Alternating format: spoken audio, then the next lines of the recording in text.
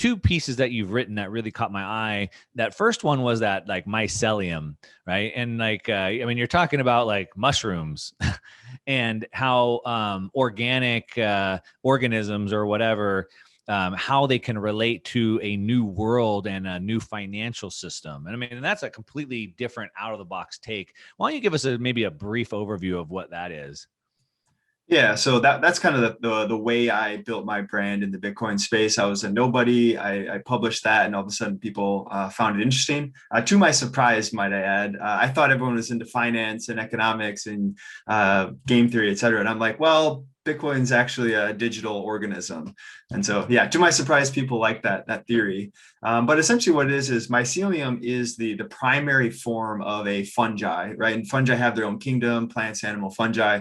Mycelium is that underground root structure. It's essentially a decentralized network that sends information bidirectionally. It trades resources. It connects all the trees and plants underground. And I've actually been working with an evolutionary biologist, Toby Kears, where fungi actually have an economy. They buy low, they sell high, they hoard resources, they trade with their partners. And so all of that's going on underground right now in pretty much every ecosystem on our planet. And so by looking at that angle, you see this underground economy. It's a decentralized intelligence network. There's no central control. It's anti-fragile. You can chop it in half and two now grow. And you start to see all these parallels and you realize, wow, that's kind of like our computer internet. It's just also like Bitcoin, right? No one's in charge. It's a network. It learns and it adapts. And, we could go all day on that topic, but the analogy is sound. Yeah. What I like about that is, it seems like the smarter people are, the different arguments they make, and they can make these very complex arguments that are very hard for the average person to kind of see through. And then they may just throw their hands up and then kind of defer back to that so-called expert. We see that in economics all the time, right? And they want to argue all this crazy economic theory on MMT and bond yields and derivative, all this stuff. But I think that if we break things down to their most basic, if you call that first principles or wherever you want to start from, you can understand it there. And then once you understand it there, then you can get a whole new clarity on that upper level. And that's one reason why I like macroeconomics. I like that zoomed out view. But that's why when you break it down and you compare it to like a natural organism, people can get that.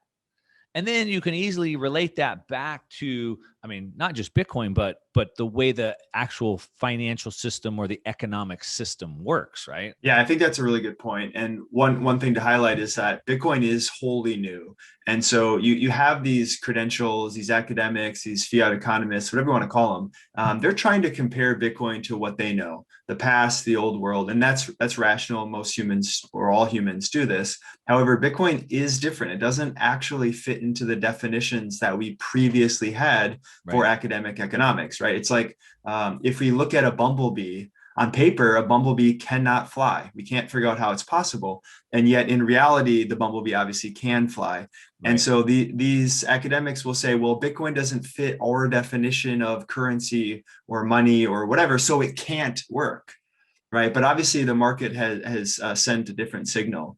And connecting that to biology, yeah, I use biology. I personally really like it, but the reason why I think it's so powerful in bringing new people to Bitcoin is that we intuitively understand biological principles. We're of biology, and so you can kind of use those base intuitive metaphors to paint a picture on what this extremely foreign object is that we call Bitcoin.